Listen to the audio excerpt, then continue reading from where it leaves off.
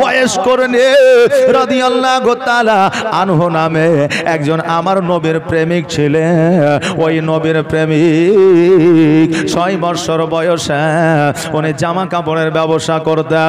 বাপের একটা জামা কাপড়ের দোকান ছিল। ওই জামা কাপড়ের দোকানে ওই ওয়াইস করনে রাদিয়াল্লাহু তাআলা আনহু যেতেন, কারণ আব্বা ইন্তেকাল করেছিল, অন্ধকার কবরে চলে গিয়েছিল। এই জন্য ওই 6 বছরের সন্তান মাকে বলেছিল, মা গো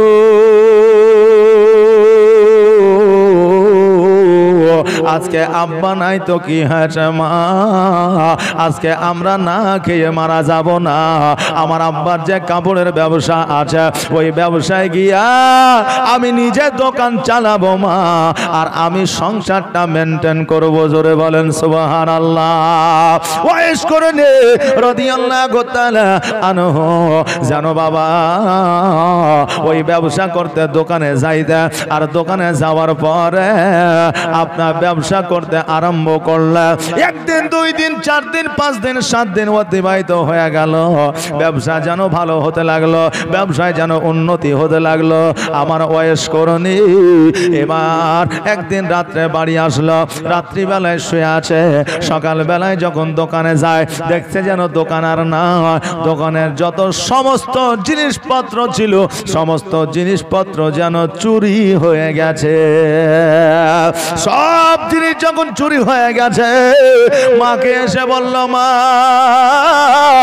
আজকে মা গো যেইটা আমাদের সম্পদ ছিল, যেইখান থেকে আমরা উপার্জন করি আজকে আমাদের সংসারটা চালাইতাম, আজকে ওই সম্পদটা চোরে চুরি করে নিয়ে যা।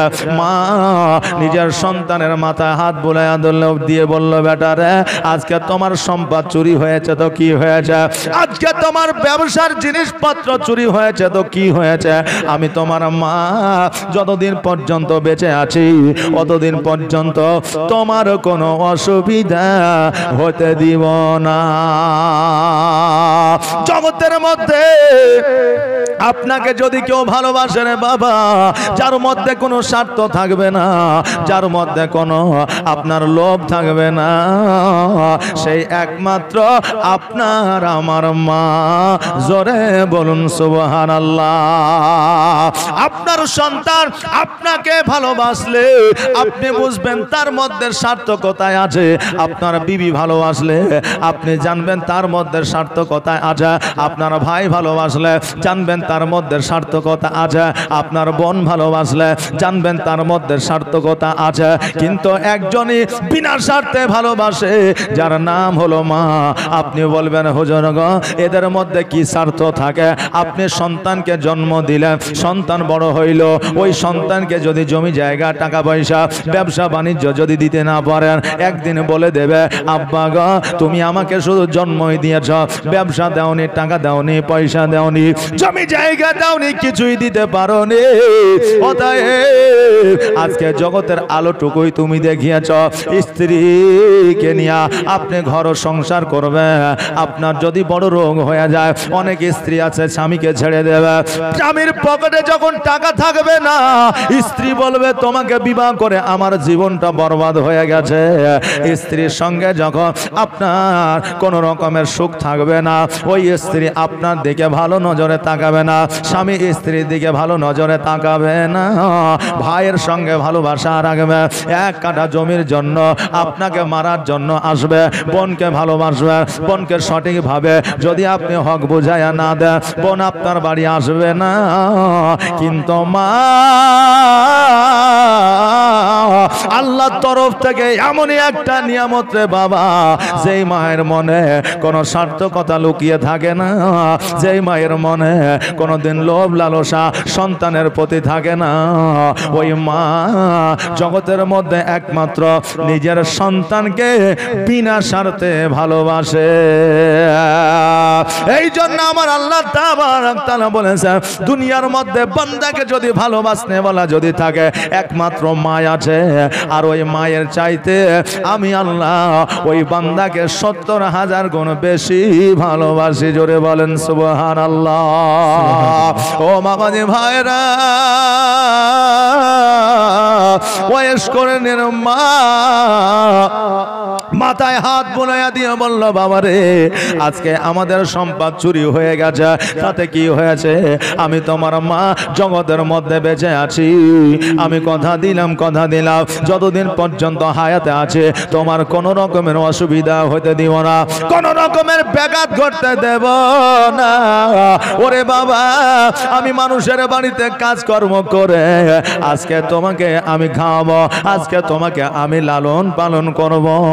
মা যেন বাড়িতে বাড়িতে কাজকর্ম করে, সারাদিন কাজ করে, একখানা রুটি পা, আর ওই একখানা রুটি নিয়ে এসে সন্তানকে সন্ধ্যাবেলায় ইফতার করায়। জোরে বলেন সুবহানাল্লাহ। ওয়াইশকারনি বলল, মা আজকে একখানা রুটি নিয়ে এসে আমাকে দিয়ে ইফতার করা। ও মা, আজকে তুমি কি খেয়ে ইফতার করেছ? মা বলেছে, বেটা রে, আমি খেয়েছি, কোনো সমস্যা নাই, তুমি খাও, ইফতার করো। সন্তান মায়ের কথা আপনার মেনে না। জগতের মধ্যে এমনই একজন লোক জগতের মধ্যে আছে রে বাবা, যে মিথ্যা কথাও বলে খোদার জান্নাতে যাবে। জোরে বলেন সুবহানাল্লাহ। যে হারাম খেয়েও খোদার জান্নাতে যাবে। আপনি বলবেন, হুজুর গো, হারাম খেয়ে কে কোনোদিন জান্নাতে যাওয়া যায়? মিথ্যা বলে কোনোদিন জান্নাতে যাওয়া যায়?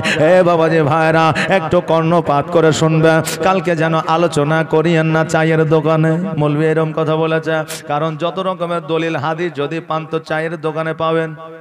মাদ্রাসা মসজিদের চাইতেও বেশি হাদিস এখন চায়ের দোকানে। যার মুখে দাড়ি নাই, যে মসজিদে যায় না, নামাজ পড়ে না, ওর মুখ থেকে গল গল করে হাদিস বার হয়। এগুলো আর কিছু না, এগুলো হচ্ছে কিয়ামতের আলামত। জোরে বলেন নাউজুবিল্লাহ। এই বেরাদার, আজকে আপনি বলবেন, হুজুর গো, কেমন করে হারাম খাওয়ার পরে জান্নাতে যাওয়া যায়? মিথ্যা বলেও জান্নাতে যাওয়া যায়। একজন মা মিথ্যা বলে জান্নাতে যাবে, কারণ অনেক মা বলে, বেটারে, আজকে তোমার খাওয়া হলে আমার খাওয়া হয়। আচ্ছা, সন্তান খেলে কি মায়ের খাওয়া হবে? হয় যে কেউ আপনি খেলেন আমার খাওয়া হবে? হবে না, আমার পেট পূরণ হবে না।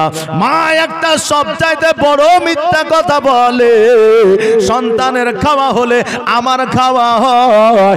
এই কথাটা আমার আল্লাহ তাবারাক তাআলা শুনে আপনার আল্লাহ খুশি হয়। কারণ হইল, আমি বান্দাকে তো ভালোবাসি, আমার বান্দিও আমার বান্দাকে ভালোবাসে, এই জন্য আমি আল্লাহ খুশি হই। আর এই কথাটার জন্য আমি ওই মাকে কাল কিয়ামতের দিনে জান্নাতে দিব। জোরে বলেন সুবহানাল্লাহ। আপনি বলবেন, হুজুর গো, এবার বলেন, হারাম কেউ কি করে জান্নাতে যাওয়া যায়? কারণ আমার রাসূল বলেছেন, রাগ করা হলো হারাম। রাগটা কি? রাগ করা হলো হারাম। আর এই রাগটাকে যারা খায় তারাই হবে কিয়ামতে জান্নাতি। জোরে বলেন সুবহানাল্লাহ। ও বেরাদার, এই মা বলে, ও ওয়াইশকরনি শোনো, তুমি চিন্তা করো না রে বেটা, আজকে তুমি একখানা রুটি দিয়ে ইফতার করো, আমি তোমার মা খেয়েছি, আমার কোন রকমের অসুবিধা না হয়। ওয়াইশকরনির মা সপ্তাহ ভোর রাত্রে, যেটাকে আপনার সেহরির সময় বলা হয়, ওই সেহরির সময় আপনার পানি পান করে রোজা রাখতেন। সন্ধ্যাবেলা ইফতারের সময় আপনার পানি পান করে ইফতার করতেন। এইভাবে একদিন দুই দিন কয়েকদিন অতিবাহিত করে দিয়েছে। এবার সন্তান ওয়াইশকরনি চিন্তা করে, আল্লাহ গো, আমার মা প্রতিদিন আমাকে একটা রুটি দেয়, কোনোদিন তো দুইটা দেয় না, কোনোদিন তো অর্ধেক দেয় না, কোনোদিন তো তিনটা দেয় না। এর মানে বোঝা যায় মা আমার একটাই রুটি পায়, আর ওই একটা রুটি আমাকে দিয়ে দেয়। ওরে বাবারা, আজকে জগতের মধ্যে মায়ের কাছে কলিজা চাইলে একমাত্র মাই আপনাকে কলিজা দিতে পারবে, দ্বিতীয় কেউ দিতে পারবে না। কারো দ্বারা সম্ভব হবে না, কারো দ্বারা এত সাহস হবে না। এবার মা যখন সন্ধ্যাবেলায় রুটি নিয়ে আসলে, এবার ওয়াইশকরনি বলতেছে, মা গো, আজকে যে একখানা আমাকে রুটি দিয়েছ, এই রুটিখানা দ্বারা আজকে আমি একাই ইফতার করব না, তোমাকেও আমার সঙ্গে ইফতার করতে হবে। মা বলল বেটা আমি তো ইফতার করেছি, তুমি ইফতার করে নাও। এবার সন্তান বলল মা গো আমি একাই ইফতার করব না, আসো আমি অর্ধেক খাবো তুমি অর্ধেক খাবে, এইভাবে আমরা ইফতার করব। এবার মা যেন সন্তানকে রুটি খাইয়ে দেয়, সন্তান যেন মাকে রুটি খাইয়ে দেয়। দুই চোখ দিয়ে অঝর নয়নে পানি ঝরে যায়। আল্লাহ গো আজকে যদি আমার প্রাণের স্বামী জগতের মধ্যে হায়াতে থাকতো, আজকে আমার বাড়িতে কোনো অভাব অনটন থাকতো না।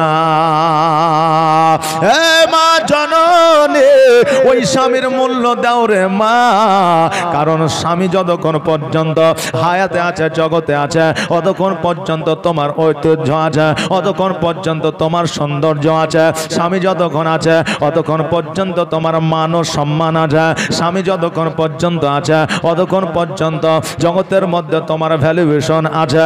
স্বামী যখন থাকবে না, মায়ের বাড়িতে গেলে মা বাবা দেখতে পারবে না, ভাই বোনেরা দেখতে পারবে না, যুবকেরা দেখতে পারবে না, কতজনে তোমাকে অবহেলা করবে। আর যদি কেউ তোমাকে ভালোবাসে আসলে ওটা ভালোবাসা না, ওটা তোমার শরীরকে তারা ভালোবাসে। এই জন্য বলবো রে মা স্বামী যতদিন আছে স্বামীর খেয়াল করো, একমাত্র নিজে না খাইয়া কষ্ট করিয়া মাথার ঘাম পায়ে ফেলিয়া তোমাকে যদি কেউ খাওয়াতে পারে সেটা হলো তোমার প্রাণের স্বামী। এই জন্য আমার নবী পাক সাল্লাল্লাহু তাআলা আলাইহি ওয়াসাল্লাম বলেছেন জগতের মধ্যে নারীদের জন্য হলো স্বামীর পায়ের তলে জান্নাত, আর সন্তানের জন্য পিতা মাতার পায়ের তলে জান্নাত। জোরে বলেন সুবহানাল্লাহ। এই জন্য জান্নাতের সেবা করতে ভুলিও না, কারণ তোমার স্বামী যদি তোমার প্রতি কিঞ্চিত পরিমাণ অখুশি হয়ে যায়, বেজার হয়ে যায়, সারা মাস রোজা করো না কেন, সারা মাস তুমি ইবাদত করো না কেন, ওই স্বামী বেজার থাকার কারণে তোমার কোনো ইবাদত আল্লাহর দরবারে কবুল হবে না। এই জন্য স্বামীকে রাজি রাখো, খুশি রাখো। আর স্বামীদের সুন্দর ভাষায় কথা বলা, স্ত্রীদের সুন্দর ভাষায় কথা বলা, স্ত্রীদের প্রশংসা করা, স্ত্রীদেরকে নিয়ে মজা করা, এটা হলো স্বামীদের জন্য আমার নবীর সুন্নাত। জোরে বলেন সুবহানাল্লাহ।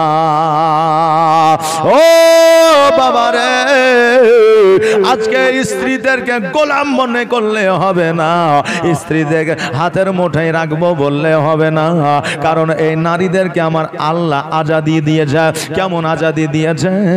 এখন দেশের মতো আজাদি নয়, খোলামেলা ঘুরবে, লিপস্টিক দিয়ে ঘুরবে, মাস্কারা দিয়ে ঘুরবে, ওড়না থাকবে না, পর্দা থাকবে না। শরীয়ত এইরকম আজাদি দেয় না, শরীয়ত এইরকম আজাদি দিয়েছে স্বামীর ঘরে বসবাস করবে, হক যেটা আছে সেটা স্ত্রীকে বলবে, হকের বাইরে কোনো অর্ডার করা যাবে না। এখনো স্বামী যদি বলে তোমার আব্বার কাছ থেকে 50,000 টাকা নিয়ে দাও, লিয়ে দাও। এখন স্ত্রী যদি বলে আমার আব্বা কোথায় টাকা পাবে, বলে আছে আমার দরকার, বলে তুমি চাও, বলে আমি চাইলে দিবে না, তুমি চাও, জি তুমি চাও, আমি চাইলে দিবে না। এখন স্ত্রী যদি বলে আমার দ্বারা বলা হবে না, স্বামী বলবে তোর দ্বারা যদি বলা না হয় আগামী কালকে আর আমার বাড়িতে তোর থাকা হবে না। স্ত্রীকে হুমকি দিয়ে দেয়। স্ত্রী মনে মনে চিন্তা করে আল্লাহ গো আজকে সামান্যর জন্য আমি স্বামীর বাড়িতে থাকতে পারবো না। ওই মা বুদ্ধিবিদ্যা করে ইজ্জতের ভয়ে, মান সম্মানের ভয়ে আব্বাকে ফোন করে বলে দেয় 50,000 টাকা দিয়ে যাও, আমাদের খুব দরকার, খেতে পাচ্ছি না, অভাব আছে, অনটন আছে, একটা ফ্রিজ নিব, সামনে রোজার মাস। কি বলে, হ্যাঁ সামনে রোজার মাস লিব। ওই মা আপনার স্ত্রী কত বড় মিথ্যা কথা বলে, বাপের কাছ থেকে 50,000 টাকা নেয়, এইরকম কথা স্ত্রীকে কোনোদিন কিয়ামত পর্যন্ত বলা যাবে না, কারণ ওই স্ত্রী তোমার জন্য বড় ধরনের নিয়ামত। জোরে বলেন সুবহানাল্লাহ। আপনি বলবেন হুজুর আজকে আমার স্ত্রী আমার জন্য কেমন করে নিয়ামত হতে পারে, কারণ আমি বিয়ে করে আনলাম, আমি খাওয়াই, আমি পড়াই, আমি পোশাক আশাক দিই, আমার বাড়িতে থাকে, আমার জমি জায়গায় পাবে, অতএব আমার স্ত্রী কেন আমার জন্য নিয়ামত হবে? আমি তো আমার স্ত্রীর জন্য নিয়ামত। কথা তাই কিনা? যে দিবে সেই তো ভালো হবে, নিয়ামত হবে, কিন্তু আমার স্ত্রী কেন নিয়ামত? এই জন্য নিয়ামত রে বাবা, আপনার স্ত্রীর সঙ্গে আপনার বংশের কোনো সম্পর্ক নাই, রক্তের কোনো সম্পর্ক নাই। যেই দিন ঘটকে আপনাকে প্রস্তাব দিল, দেখতে গেলেন, ভালো লাগলো, পছন্দ হলো, পছন্দ হলো, তবে এখন যদি পর্দার সহিত জামাই নিজে গিয়ে দেখে তো পছন্দ হবে না। বন্ধুকে এসে জিজ্ঞাসা করে আসলে কেমন রে, দেখতে ভালো না খারাপ? তুই যদি বলিস ভালো তো বিয়েটা করবো, মনে হচ্ছে বিয়ে ওর সাথে লাগে, ওর সাথে হবে। জি, তবে এখন আবার দেখা কি আপনার জিনিস, মানে দেখার যে ফ্যাসিলিটি বুঝলেন, দেখতে গিয়ে বললেন খালা নানি ফুপু যারা যায় না, দেখতে যাও, বলে বউ তোমার চুলটা একটু দেখাও। জি, চুলগুলো লাইনে দেখবে, শ্যাম্পু দাও নি, হ্যাঁ, আরে চুলগুলো কাটেছো নাকি, বলে একটু হাইটা দেখাও। জি, এবার একটু হাইটা দেখাবে, বলবে নাকটা তো একটু চাপা না বুচায়, একবার দেখি। তারপরে বলবে এক চোখ বন্ধ করে তাকাও, এটা কয়? বলে 2। বলে ওই চোখ বন্ধ করে এবার এটা দিয়ে বলো, মানে চোখে দেখতে পাই কিনা, ওটাও টেরাই মারছে। কথা বুঝলে না, ওটাও টেরাই মারছে। শুধু এটাই নয়, বলে তুমি কি সব কাজ করতে পারো? বলে হ্যাঁ পারি। আসলে বউ দেখতে নয়, গরুর হাটে গরু কিনতে গেছে। গরু দেখতে যাই যখন, তখন আমরা দেখি না, দাঁত দেখি, জিভে দেখি, কদাঁত হয়েছে, হ্যাঁ, তারপরে গরুর পায়ে খুঁড়ে টুড়ে আছে কি নাই যে আমরা দেখি। এইরকম ভাবে এখন বেপরদায় আপনার তার পিসি, মাসি, বন্ধু বান্ধব, চাচা, তারপরে আপনার দোলা ভাই, সবাই একসাথে যাইয়া একটা মহিলাকে বেপরদায় দেখে। এটা শরীয়ত জায়েজ আছে? শরীয়তে জায়েজ নাই।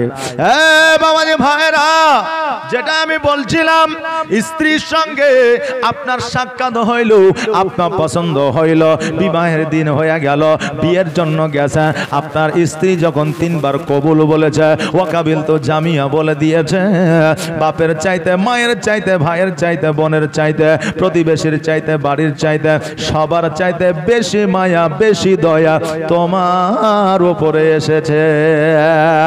নিজের মা বাবাকে ছেড়ে, ভাইকে বোনকে ছেড়ে তোমার বাড়িতে এসে বসবাস করেছে, তোমার সন্তানকে 10 মাস 10 দিন গর্ভে ধারণ করে কত কষ্ট, যন্ত্রণা, ব্যথা, বেদনা সহ্য করে আজকে ওই সন্তানকে জগতের মধ্যে নিয়ে এসেছে, আলো দেখিয়েছে। আজকে আলো দেখানোর পরে 2 বছর নিজের বুকের দুগ্ধ পান করিয়েছে, ওই সন্তানকে লালন পালন করে বড় করেছে। স্বামী যখন অসুস্থ হয়েছে, স্বামীর খিদমত করেছে, বিছানাগত যখন হয়েছে, নিজে মহিলা উঠাতে পারে না, চাটতে পারে না, কত কষ্ট করে স্বামীকে প্রস্রাব পায়খানা করিয়েছে। এই জন্য স্ত্রী স্বামীর জন্য একটা বড় নিয়ামত। জোরে বলেন সুবহানাল্লাহ। রে বাবা, আজকে আমাদের বিবিরা গোলাম নয়, এই জন্য আজকে আমাদের বিবিরা হাতের মুষ্টিতে থাকবে না, এই জন্য কারণ আমার মায়েরা তো ওইভাবে তৈরি হয় নাই। আমরা অনেক পুরুষ বলি আমাদের শরীর থেকে মাটি নিয়ে আমার হাওয়া আলাইহিস সালামকে তৈরি করেছে, নারীকে তৈরি করেছে, এই জন্য আমাদের জন্য তোরা, তোদের জন্য আমরা নয়। অনেকে বলি কি বলে না, আমাদের ব্যাখ্যাটা অন্য রকম হয়ে যায়। আমার আল্লাহ নিজেই বলেছে, যদি নারীকে পায়ের মাটি, পুরুষের পায়ের মাটি দিয়ে তৈরি করতাম, নারীকে পায়ের তলে পুরুষেরা রাখতো, যে সময় জাহিলিয়াতের যুগে রাখতো। নবী যখন 570 খ্রিস্টাব্দে এসেছিল, সেই যুগটা ছিল জাহিলিয়াতের যুগ। ওই জাহিলিয়াতের যুগে যেমন নারীদের প্রতি অত্যাচার করা হতো, গোলাম মনে করা হতো, দাসী মনে করা হতো, আমার আল্লাহ বলেছে পায়ের মাটি দিয়ে তৈরি করলে পুরুষরা পায়ের নিচে রেখে দিত, হাতের মাটি দিয়ে তৈরি করলে হাতের মুষ্ঠে রেখে দিত, মাথার মাটি দিয়ে তৈরি করলে নারীরা মাথার উপরে উঠে নাচতো। আমি আল্লাহ আদম আলাইহিস সালামের বাম পাজরের মাটি দিয়ে, বাম পাজরের বক্ষস্থলের মাটি দিয়ে আমি নারীকে তৈরি করেছি। এই জন্য তাদের স্থান পায়ে নয়, হাতের মুষ্টি নেই, মাথার উপরে নয়। প্রত্যেকটা নারী, প্রত্যেকটা স্বামীর বুকস্থলে তাদের জায়গা, হৃদয়ে মাঝে তাদের জায়গা। জোরে বলেন সুবহানাল্লাহ। বাবারা, ভাইয়েরা, আজকে স্ত্রীদের অন্যায় ভাবে কথা বলবেন, এটাও শরীয়ত মেনে নিতে পারে না। আজকে স্বামী, আজকে স্ত্রী স্বামীকে দুঃখ দিয়ে কথা বলবে, এটাও শরীয়ত মেনে নেয় না। আজকে স্বামী আর স্ত্রী খুশি হইয়া একে অপরের দিকে তাকাইয়া যদি একবার মিচকি হাসি দিয়ে দেয়, আমার আল্লাহ তাদেরকে মকবুল হজের সব দিয়ে দেয়। জোরে বলেন সুবহানাল্লাহ। এই জন্য বলি, ওরে মা, স্বামী যতদিন জগতের মধ্যে আছে ততদিন স্বামীর সেবা করো, স্বামীকে অবহেলা করিও না।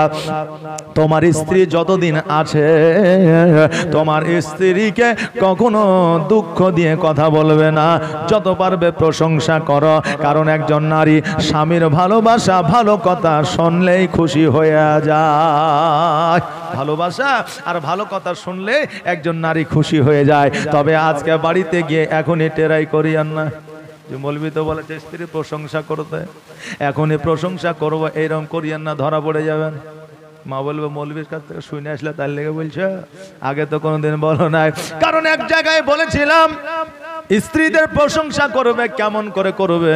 বলবে, বিবি রে, আজকে তুমি যে সেজেছো গুজেছো দেখতে বড় ভালো লাগে, আজকে তুমি যে পোশাকটা পরেছো পোশাকটা অতি সুন্দর লাগে, আজকে তুমি যে সবজিটা রান্না করেছো সবজিটা বড় ভালো লাগে, আজকে যে গোস্তটা রান্না করেছো গোস্তটা অতি সুন্দর লাগে, আজকে ভাতটা যে তুমি রান্না করেছো ভাতটা খুব সিদ্ধ ভালো হয়েছে। এইভাবে বিবিদের প্রশংসা করবে। এক যুবক বাড়িতে গেছে জামার পরে, জালসা শেষে রাতের বেলায় আপনার খেতে বসেছে, এবার স্ত্রী খেতে দিয়েছে, ও চিন্তা করছে আমার মৌলানা তা বললো বিবির হাতের খাবারের প্রশংসা করতে, একবার করে দেখিনি, বিবি খুশি হয়ে যাবে। অমনি বলছে, বিবি রে, আজকে যে 2টা গোস্তের ডুমে দিয়েছ আমাকে, এই গোস্তটা রান্না খুব সুন্দর হয়েছে, বিউটিফুল নাইস। বিবি মুখটা ভারী করে নিচের দিকে করে নিয়ে বসে আছে। এখন স্বামী বলছে, বিবি মৌলানা বলল প্রশংসা করলে তুমি খুশি হয়ে যাবে, কিন্তু তোমার মুখটা কেন বেজার হয়ে গেল? এখন বিবি বলছে, মুখটা বেজার হবে না কেন? আজকে 7 বছর বিয়ে হয়েছে, একদিনও আমার খাবারের প্রশংসা তুমি করো নাই। আর যেই দুপুর বেলায় ভাবি আমাকে 2খানা মাংস দিয়ে গেছে, আমি নিজে না খেয়ে তোমাকে দিয়েছি, আর অমনি ভাবির মাংস পাইয়া তুমি বলছো খুব সুন্দর হয়েছে। আমি তো জানি তুমি কেমন। কারণ একজন বিবি, যদি একজন বিবির কাছে স্বামী ভালো হয়ে যায়, আমার দয়ার নবী মায়ার নবী সাল্লাল্লাহু তাআলা আলাইহি ওয়াসাল্লাম বলেছেন, ওই স্বামী সবার কাছে ভালো হয়ে যায়। জোরে বলেন সুবহানাল্লাহ। কারণ একজন স্বামীর চরিত্র ব্যবহার একজন স্ত্রীর চাইতে বেশি কেউ জানে না। আরে মা, এই জন্য আমি বলছিলাম, স্বামী যতদিন আছে স্বামীর খিদমত করো, স্বামীকে ইজ্জত করো, সম্মান দাও, তবে স্বামীর ভালোবাসা তুমি পাবে। আর যারা স্বামীর ভালোবাসা পায় না, মোড়লকে বলে লাভ হবে না, বাপ মাকে বলে লাভ হবে না, প্রতিবেশীকে বলে লাভ হবে না। কারণ এক বুদ্ধি দিতে গিয়ে অপর বুদ্ধি দিবে। তুমি রাত্রে বেলায় তাহাজ্জুদের নামাজ পড়ো, আল্লাহর কাছে দোয়া করো, আল্লাহ গো আমার স্বামীকে তুমি হেদায়েত করে দাও। আজকে তোমার দোয়াকে যদি আল্লাহ কবুল করে নেয়, তোমার স্বামীকে হেদায়াত করে দেবে। হেদায়াতের মালিককে, হেদায়েতের মালিক হলো আমার আল্লাহ। তোমার স্বামীকে যদি আমার আল্লাহ হেদায়েত করে দেয়, ওরে মা, কিয়ামত পর্যন্ত তুমি এই জগতেও তোমার ভালাই হবে, পরের জগতেও তোমার ভালো হবে। জোরে বলেন সুবহানাল্লাহ। আমার ওয়াইস করনি মা চিন্তা করে, আল্লাহ গো, আজকে যদি আমার স্বামী বেঁচে থাকতো, অভাব অনটন থাকতো না, এইভাবে তো জীবন যাপন করা আমাদের অসম্ভব হয়। ওয়াইস করনি বলল, মা গো, ও গো মা, অর্ধেক করে রুটি খেয়ে ইফতার করে আমাদের পেট পূরণ হয় না। মা গো, ও জননী, আজকে তুমি যেই বাড়িতে কাজ করো, যেই বাড়িতে কর্ম করো, ওই বাড়িতে বলে কি আর একটা রুটি বানানো যাবে না? মা বলল বেটা রে আমি একবার চেষ্টা করব, কোশিশ করব। মা সারাদিন কাজকর্ম করেছে, এবার সন্ধ্যাবেলায় যখন আপনার একটা রুটি দিয়েছে, ওয়াইসকর্ণের মা বলতেছে আমার মনি একটা রুটি কি বাড়িয়ে দিতে পারবেন না? কারণ আমার বাড়িতে একটা ছোট্ট বাচ্চা আছে, অর্ধেক রুটি খাইয়া তার পেট পূরণ হয় না। ওই মনি বলল শোনো রে, একটা রুটি তোমাকে দিছিলাম, এটাই তোমার কপাল ছিল। আজকে যখন আরো একটা চেয়েছ আমার বাড়িতে কাজ করার জন্য, আর তোমাকে আসতে হবে না। এই রকম ব্যবহার চরিত্র বর্তমানে আমাদেরও আছে। তখন ডাইরেক্ট ছিল, এখন ইনডাইরেক্ট আছে। আপনি বলবেন কেমন করে হুজুর, একটু বুঝে বলে। কারণ এখন বাবাজি ভাইরা, যে সমস্ত ইমামরা মসজিদে থাকে তাদের বেতন 5 থেকে 6 হাজার টাকা, 2 বছর 4 বছর পার হয়ে যাচ্ছে। এখন ইমাম সাহেব যদি বলে ও মোড়ল সাহেব, ও প্রতিবেশী গ্রামবাসী, আমার কি 1000টা টাকা বাড়ানো যাবে না? এবার বলে আমরা মিটিং করে দেখছি। মিটিংয়ে বসে ওই 1000 টাকা বাড়ানোর কথা বলা তো দূরের কথা, ইমাম পরিবর্তনের কথা হয়। যে 1000 টাকা বাড়াইতে বলেছে, অতএব 1000 টাকা বাড়ানো যাবে না, এই ইমাম কি পাল্টে দাও, আমরা 5000 টাকাতে মৌলবি পেয়ে যাবো। জি 1000 টাকা আরো কমে যাবে, কত 6000 লাগে, আরো 1000 কমে যাবে। হ্যাঁ বাবাজি ভাইরা, এখন আমাদের মধ্যে ওই রকম আচরণ আছে। যদি একটু বেতন বৃদ্ধি করতে চায়, যদি খাবার একটু বেশি চায়, তবে আমরা ওই কর্মিককে পরিবর্তন করে দিই। ও বাবাজি ভাইরা, তবে এই জায়গায় কর্মিক যেহেতু বলেছে, ইমামকে কর্মিক মনে করিয়েন না, কারণ কর্মটা আপনার করে না, তারা কর্মটা করে আমার আল্লাহর। জোরে বলেন সুবহানাল্লাহ। কারণ আপনার বাড়িতে তিনি কাজ করে না, আল্লাহর ঘরে তারা কাজ করে। এই জন্য আল্লাহর তারা কর্মী, আপনার কর্মী নয়। বেরাদার, ওয়াইসকর্ণের মাকে যেন আপনার তাড়ায়া দেওয়া হলো, খাবার দেওয়া হলো না, যেই একটা রুটি দিত সেটাও আর দিল না। বাড়িতে আসিয়া ওয়াইসকর্ণী বলল মা আজকে তোমাকে কি বেশি রুটি দিয়ে যা? 2 চোখের পানি ছেড়ে দিয়ে মা কান্দে, বেটারে আজকে 2টা রুটি দেওয়া তো দূরের কথা, একটা রুটিও আজকে দেয় না, কর্মকাল থেকে আর থাকবে না। 2 দিন 4 দিন যখন পানি খেয়ে সেহরি করলো, ইফতার করলো, পাড়া প্রতিবেশী কেউ তাদের সহযোগিতা করলো না, একটা খেজুর পর্যন্ত দিয়ে গেল না। তখন ওয়াইসকর্ণী বলল মা গো, আজকে পাড়া প্রতিবেশীরা যখন আমাদের দিকে তাকায় না, আমরা খেতে পেলাম কি পেলাম না, ওই খবরটা যখন নেয় না, ততএব এই গ্রামের চাইতে জঙ্গলে থাকা অতি ভালো। গ্রামে থেকে যদি পাড়া প্রতিবেশী যদি খোঁজ না নেয়, তবে ওই গ্রামে আপনি কি উপকার পাবেন? জি, একজন মারা গেল, যদি কেউ কবর খুঁড়তে না যায়, আপনার প্রতি যদি লক্ষ্য না থাকে, ওই গ্রামে থেকে কোনো লাভ আছে? আচ্ছা জি, কোনো লাভ নাই। ও আমার বাবারা ভাইরা, ওয়াইসকর্ণী বলল মা এই গ্রামে আর থেকে লাভ নাই, চলো চলো আমরা জঙ্গলে বসবাস করব। ওয়াইসকর্ণী মায়ের 1 টুকরো সোনা ছিল, ওই সোনাটাকে বিক্রয় করে একটা দুম্বা কিনলো। ওই দুম্বা কিনিয়া জঙ্গলের মধ্যে বসবাস শুরু করে দিল। আর ওই দুম্বাটাকে চড়ায়, ওই দুম্বা থেকে আরো একটা দুম্বা হয়, আর একটা থেকে আরো একটা দুম্বা হয়। এইভাবে তার মূলত কাজ হয়ে গেল দুম্বা চড়ানো, ওখান থেকে তার সংসার চালানো। ওয়াইসকর্ণী এবার বলল মা গো, যখন এখান থেকে আমার উন্নতি, আমি আর দেশে যাব না, এই জঙ্গলের মধ্যে আমি থাকব। ওয়াইসকর্ণী আপনার দুম্বা চড়াইতে আরম্ভ করলে, হঠাৎ করে আমার নবীর কালিমার আওয়াজ যেন ভেসে আসে। এবার আমার নবীর কালিমার মহব্বতে যেন ওয়াইসকর্ণী পড়ে গেল।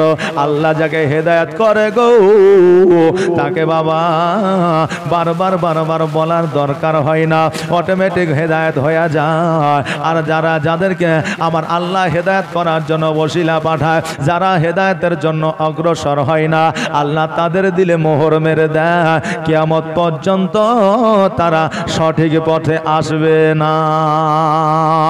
ওয়াইস করে নে আপনার নবীর কালমা পড়ে নিল। এবার নবীর কালমা পড়ে নিয়ে নবীর মহব্বতে যেন পড়ে গেল। বেরাদা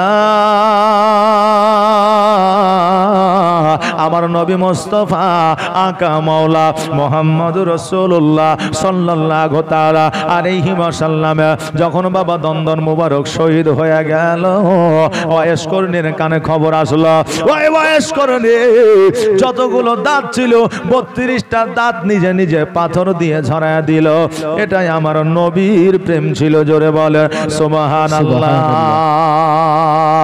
আর আমার মদিনায় নিবানে দয়ার নবী গো, আমার মদিনায় নিবানি নবী, আমার মদিনায় নিবানি তুমি, আমার মদিনায় নিবানে দয়ার নবীজি, আমার মদিনায় নিবানি নবীজি।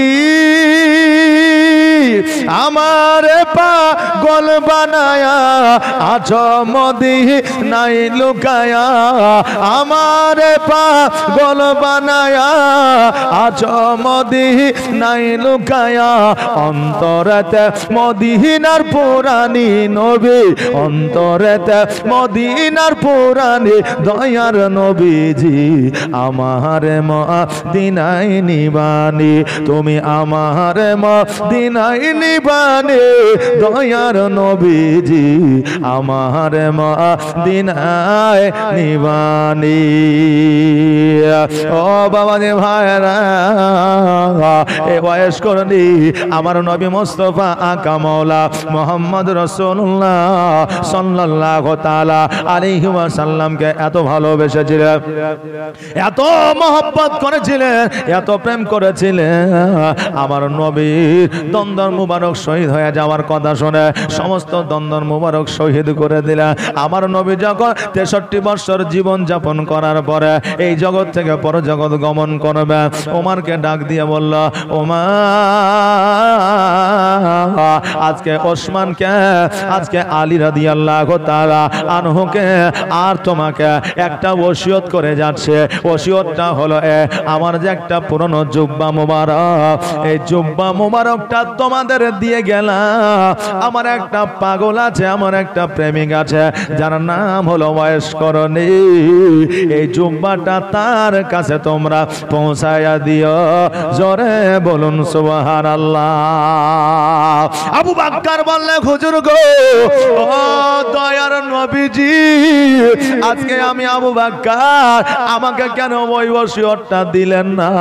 কারণ নবী গো, আপনার ওসিয়ত যদি আমি পাই আমার জীবনটাকে ধন্য মনে করব। নবী আমার বলে, আবু বকর, এই জুব্বা মুবারকটা, এই ওসিয়তটা যতক্ষণ পর্যন্ত ওয়াইস করণীর কাছে পৌঁছাবে অতদিন পর্যন্ত তুমিও দুনিয়াতে আর থাকবে না। এই জন্য তোমাকে দায়িত্বখানা দিলাম না। আজকে বাবারা অনেকেই বলে আমার নবী গায়েব জানে না, কারণ হইল আমার আল্লাহ হলো আলিমুল গায়েব, আমার নবী হইলেন ইলমুল গায়েব। আমার আল্লাহ সব কিছু জানে, আমার নবীকে সমস্ত কিছু জানায়া দে। আমার আল্লাহ যেমন সব কিছু জানে, আমার নবীও সব কিছুই জানেন। জোরে বলেন সুবহানাল্লাহ। এখন আমার মনের কথা যদি আপনাকে খুলে বলি, আপনি বলতে পারবেন কি না? পারবেন না জি? পারবেন। আমার আল্লাহ আমার নবীজিকে জানায়া দেন, বলে দে আমার নবীও সব কিছু জানে। এই জন্য আমার নবীকে ইলমে গায়েবের সংবাদ দেনেওয়ালা দাতা নবী বলা হয়। আমার নবীজি বললেন, আবু বকর, তুমিও অতদিন পর্যন্ত জগতে থাকবে না, তুমিও জগৎ থেকে বিদায় নিবে, আড়াল হয়ে যাবে। আমার নবীজি যখন আড়াল হয়ে গেলেন, ওই ওয়াইস করণী ওই ওয়াইস কর্ণীর কাছে ওমরে ফারুক আবু হযরতে ওসমান গনি হযরতে আলী রাদিয়াল্লাহু তাআলা আনহু যেন আপনার হাজির হইল। অনেক লম্বা চওড়া জীবনী আছে রে বাবা। ওয়াইস কর্ণীর জীবনী করলে 3 দিনে পার হয়ে যাবে, অসুবিধা নাই, কারণ বাল্যকাল থেকে জীবনী জানা আছে। ওয়াইস কর্ণীর কাছে পৌঁছে গেলেন। যাওয়ার পরে ওয়াইস কর্ণীকে একটা কথা বললেন, ওয়াইস কর্ণী আজকে আমার নবীকে তুমি এত ভালোবাসো, এত প্রেম করো, এত মহব্বত করো, এত ইশক করো, কিন্তু তবুও কেন একদিনও সোনার মদিনায় যাও না? ওয়াইস কর্ণী বলে, ও মা আজকে যে সোনার মদিনায় যাব রে, আজকে আমি সোনার মদিনায় কেমন করে যাব? এই জন্য সোনার মদিনায় যাওয়া হয় না, কারণ আমার বাড়িতে আমার একটা বৃদ্ধ মা আছে। আজকে ওই মাকে ছাড়িয়া যদি সোনার মদিনায় যাইতাম, আমার মা কষ্ট পেয়ে যেত। আমার মা কষ্ট পাইলে আমার নবী কষ্ট পাইতো, আমার নবী কষ্ট পাইলে আমার আল্লাহ কষ্ট পাইতো, আর আমার নবীর সঙ্গে সাক্ষাৎ করলে আমার নবী খুশি হইতো না। এই জন্য দেখলেও মদিনায় গেলেও যেটা, না গেলেও সেটা। এই জন্য মাকে ছাড়িয়া আমি নবীর কাছে যাই না, কিন্তু আমার নবীকে একটা রাত না দেখিয়া কোনদিন বিছানায় ঘুমাই না, কোনদিন বিছানায় ঘুমাই না, কারণ আমার নবীকে প্রতিদিন আমি সম্মুখে দর্শন করেছি, তারপরে বিছানায় গিয়েছি। আজকে আমার নবী বলে দিয়েছে, ও মায়েশা আজকে আমার কাছে আসতে হবে না, তোমার মায়ের খিদমত করাটা তোমার জন্য হজ হয়ে যাবে। জোরে বলেন সুবহানাল্লাহ। এইদিকে মা খেতে পায় না, মায়ের খবর নেয় না, 4 লাখ টাকা খরচ করে হজ করে আসলো, বড় বড় খেজুরের দানা মানুষকে গিফট করলো, আপনার কত কিছু, আপনার কাফন নিয়ে আসলো, সুরমা নিয়ে আসলো, আপনার মানুষদের আত্মীয় স্বজনকে গিফট করলো, কিন্তু মায়ের খোঁজটা নিল না। ওই হজ তোমার কোনো কাজে লাগবে না।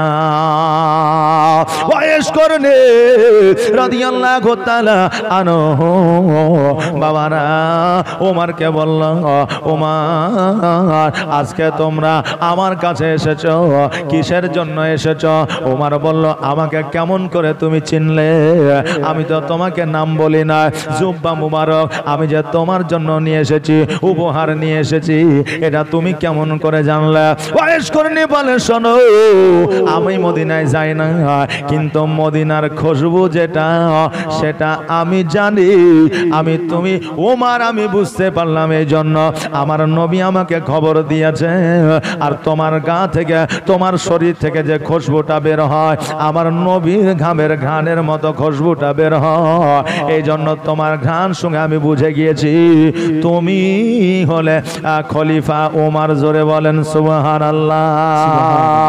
ওমর ফারুক রাদিয়াল্লাহু তাআলা আনহু বললেন, ও ওয়াইস কর্ণী নবীর প্রতি এত প্রেম, এত ভালোবাসা, এত মহব্বত, আজকে তুমি যে নবীকে প্রেম ভালোবাসা দিয়েছ, আজকে এত কষ্ট করেছ, আজকে এত জ্বালা যন্ত্রণা সহ্য করার পরে আমার নবীকে ভালোবেসেছ, এই জন্য আমার নবী তোমাকে জুব্বা উপহার দিয়েছে। আর এই জুব্বা মুবারক যখন তুমি পরিধান করবে, তোমার জন্য জাহান্নাম হারাম হয়ে যাবে। আর নবীর প্রেমে পাগল হইলে, নবীর প্রেমে পাগল হইলে আল্লাহ তাআলা খুশি। নবীর দরুদ পড় দিবানিশি, নবীর দরুদ পড় দিবানিশি। নবীর প্রেমে পাগল হইলে, নবীর প্রেমে পাগল হইলে আল্লাহ তাআলা খুশি। নবীর দরুদ পড় দিবানিশি, নবীর দরুদ পড় দিবানিশি। আমার নবীর প্রেমে পাগল হইলে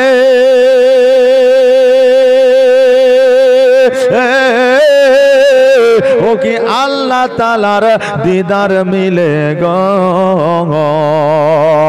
আমার নবীর প্রেমে পাগল হইলে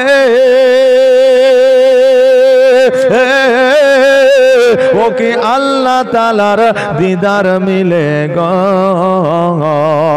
থাকো যদি যদ বাহালে থাকো যদি যদ বাহালে হইয়া প্রেম ও দাসী নবীর দরুদ পড়ো দিবানিশি নবীর প্রেমে পাগল হইলে নবীর প্রেমে পাগল হইলে আল্লাহ তাআলা খুশি নবীর দরুদ পড়ো দিবানিশি নবীর দরুদ পড়ো দিবানিশি আমার উমারে ফারুক রাদিয়াল্লাহু তাআলা আনহু জানো বাবা ওই জুব্বাটা আমার হযরত ওয়াইস করণীকে যেন দিয়ে দিলা আর ওয়াইস করণী আমার নবীর জুব্বা পাইয়া যেন বড় খুশি হয়ে গেলেন আহারে বাবারা আজকে আমরা অতি নেকের সবের অধিকারী হতে পারে হাজার হাজার নেকির অধিকারী আমরা হতে পারি আজকে আমরা শত বৎসরের সময় একটা মাসে আমরা নেকির অধিকারী হতে পারি যেই মাসটা হলো পবিত্র রমজান মাস জোরে বলেন সুবহানাল্লাহ আমার নবীজি সাহাবিয়ে কেরামগণকে শুনাইতেছেন আদম আলাইহিস সালাম এত বছর বেঁচে ছিলেন সুলাইমান আলাইহিস সালাম এত বছর বেঁচে ছিলেন হযরত ইব্রাহিম আলাইহিস সালাম এত বছর বেঁচে ছিলেন তারা এত নেকি অর্জন করেছেন সাহাবীরা বলে হুজুর গো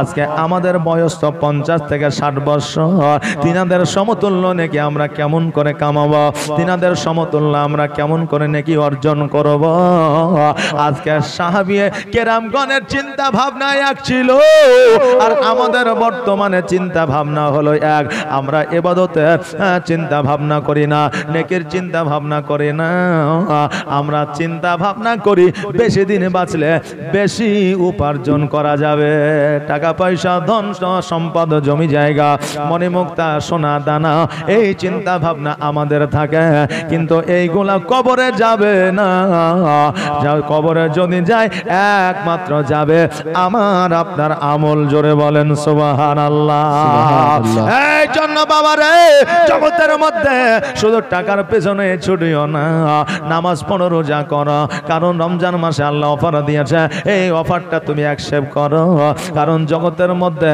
কর্মটাও একটা ইবাদত ধর্মটাও একটা ইবাদত আজকে বর্তমানে টাকা নাই পয়সা নাই উপার্জন করিয়েন না আজকে আপনাকে কেউ দুই নজরে দেখবে না আর যখনই আপনার দুইটা পয়সা হবে বড় বড় নেতা পর্যন্ত তোমাকে কল করে ডাকবে কোথায় বলে বাড়িতে সবসময় বাড়িতে থাকলে হবে একটু মুড়ে এসো চায়ের দোকানে একটু আড্ডা দিই নাকি বলে একটু আড্ডা দিই কারণ আপনার টাকা আছে আর টাকা যদি না থাকে তা আপনার খবরও নেবে না ভাই খেতে পেয়েছো না পাও নাই কারণ আজকে আমরা যুব সমাজদের যুবকদের আমরা অনেক সময় অনেক আলেম দোষ দিই কি দোষ যে তোমরা পণ নেওয়া যাবে না আজকে শুধু ওই যুবকদের দোষ নয় আজকে বর্তমানে ওই যুবতী অর্থাৎ মেয়ের বাপেরও দোষ আছে বলবেন কেমন করে আজকে একটা ব্যবসায়িক ছেলের সঙ্গে মেয়ের বিয়ে দিতে চায় না একটা বেকার ছেলের সঙ্গে মেয়ের বিয়ে দিতে চায় না একটা মাস্টার ডাক্তার উকিল হাকিম যখন হয়ে যায়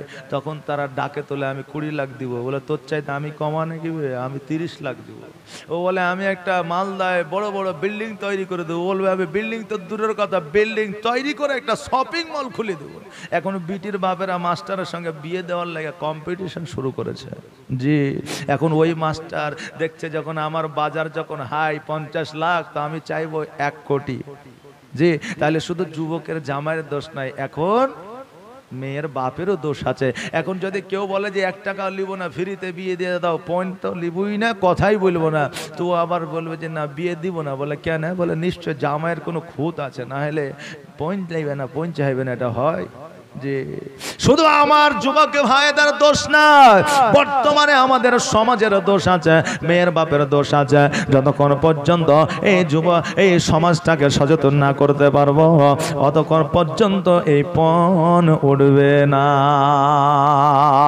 যেই কথা নিয়ে আমি আপনাদের এই জায়গায় এসেছি, কথাটা হলো এই, ধর্ম করাও যতটা তোমার জন্য জরুরি, কর্ম করাও তোমার জন্য ততটাই জরুরি।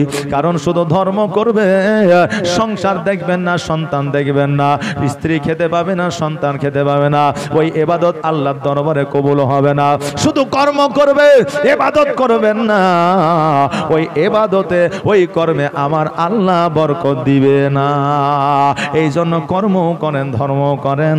সামনে রমজান মাস, আমরা সকলে রোজা রাখবো, তারাবির নামাজ পড়বো, 5 ওয়াক্ত নামাজ পড়বো। সকালে আওয়াজ দিয়ে বলেন ইনশাআল্লাহ। এটা আওয়াজ দিয়ে বলেন ইনশাআল্লাহ। কে কে রোজা করবেন একবার হাত উঠান তো দেখি। যে মাত্র এই কজন, না বাকি ফাঁকি, যে আমরাই রোজা করব, বাকি সব ফাঁকি নাকি বলে? সুবহানাল্লাহ। জগতের মধ্যে এখন এমনও মানুষ আছে রোজা রাখতে পারবে কিন্তু দিনের মধ্যে 4টা রোজা করে। আচ্ছা, দিনে কি 4টা রোজা হয়? যে হয়, মানে সকালে একবার খেয়ে সেহরি করে, দুপুরবেলা একবার ইফতার, জি, আবার বিকাল 4টা চা খেয়ে বা মুড়ি খেয়ে বা চপ খেয়ে বা বিড়ি খেয়ে ইফতার করে, সেহরি করে, আবার সন্ধ্যায় রাত্রি শোয়ার সময় আবার খাই দে, তখন হয় ইফতার। দিনে 2টা রোজা। জি, অনেক মানুষ বলে যে কড়া রোজা হইলে রে, বলে হইলে মনে হয় 2-3টা, মানে ও 2-3 বার খেয়েছে। জি, অনেক মানুষ আছে, এই দেখেন রোজা করে আমার বেশি মায়েরা, নফল রোজা বলেন, শবে বরাতের রোজা বলেন, তারপরে শবে মেরাজের রোজা বলেন, তারপরে মানতের রোজা বলেন, রমজান মাসের রোজা বলেন, রোজা করে আমার মায়েরা। কিন্তু মায়েদের আবার একটা দুর্বলতা দিক আছে, যেটা হলো মায়েরা নামাজ পড়ে কম।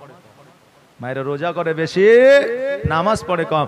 আবার দেখবেন আমাদের বাপজিরা রোজ নামাজ পড়ে বেশি। কোনোদিন যাক না যাক জুম্মার দিনে মোটামুটি চেষ্টা করে, জি, জানাজায় যায়, ঈদগাহর ময়দানে যায়। আমার বাবেরা নামাজ পড়ে আর আমার মায়েরা বেশি রোজা করে। তা আমি মনে করি যে এরা মনে হয় যুক্তি করে নিয়েছে যে আসো আমরা রোজা করবো, তোমরা নামাজ পড়ো। জি, এরা মনে হয় যুক্তি করে নিয়েছে। জি, সুবহানাল্লাহ। এই মায়েরা নামাজও পড়বেন, রোজাও করবেন। যেহেতু আমরা জগতে এসেছি, আমাদের নেকির দরকার। আমরা দুনিয়া 60 বছর বেঁচে আছি, কালকে মারা গেলে অমর ভোট তো ওই জগতে থাকতে হবে। তাহলে এই জগতে আমাদের বাড়ি গাড়ি টাকা পড়ি অট্টালিকা আর তৈরি করে লাভ কি? যতটুকু দরকার ততটুকু করেন, তার চাইতে হারাম খেয়ে বেশি করার চেষ্টা করিয়েন না। কারণ আপনি হারাম খেয়ে আপনার সন্তানের জন্য করবেন, আত্মসাৎ করবে আপনার সন্তান, কিয়ামতের দিন জবাব দিতে হবে আপনাকে। খাবে আপনার সন্তান, কিন্তু জবাব আপনাকে দিতে হবে, কারণ আপনি হারামের টাকা দিয়ে তৈরি করে দিয়ে গেছেন। ওই সন্তানকে যখন বলবে, বলে আল্লাহ আমি তো কিছু জানি না, আমার বাবা দিয়েছিল, আমার আব্বা দিয়েছিল, বিচারটা আপনার হবে আর আত্মসাৎ আপনার সন্তান করবে। অতএব যতটুকু প্রয়োজন দরকার অতটুকু দেন, বেশি আপনি হারামের পয়সা নিয়ে, হারামের টাকা নিয়ে, সুদের টাকা নিয়ে আপনি এগুলো করতে যেয়েন না। বাবাজি, আজকে আমরা জগতের সাধারণ নবীর উম্মতি, আজকে আমাদের কবর দেখে ভয় নাই, মিজান দেখে ভয় নাই, জাহান্নাম দেখে ভয় নাই। কিন্তু যে খাদিজাতুল কুবরা রাদিয়াল্লাহু তাআলা আনহা আমার নবীজিকে সমস্ত সম্পদ দান করে দিয়েছিলেন, সমস্ত সম্পদগুলো আমার নবীজি ফকির মিসকিন এতিমদের মধ্যে বিলি বন্টন করেছিলেন। জোরে বলেন সুবহানাল্লাহ। ওই খাদিজা একবার নয়, 2 বার নয়, 3 বার বাবা অজ্ঞান হয়ে জমিনের মধ্যে পড়ে গিয়েছিলেন। আমার নবীজি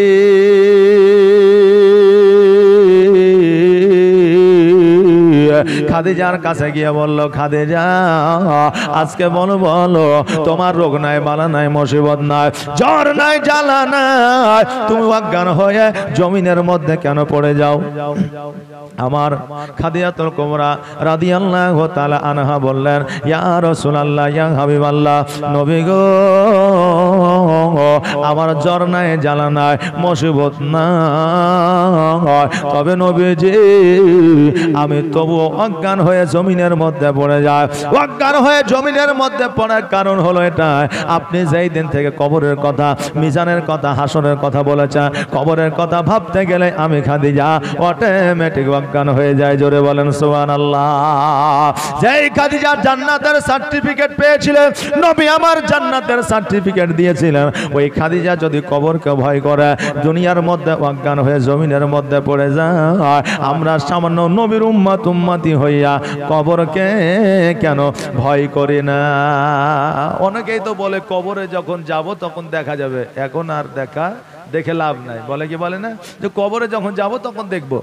কবরের যে আযাব, ওই আযাব সম্পর্কে তোমার যদি অভিজ্ঞতা থাকতো তুমি জীবনে এই কথা বলতে না, কারণ কবরের আযাব ভয়াবহ আযাব। জোরে বলেন সুবহানাল্লাহ। ওই খাদিজা কবর নিয়ে চিন্তা করেছেন, ভাবনা করেছেন, আজকে আমাদের সেই চিন্তা ভাবনা নাই।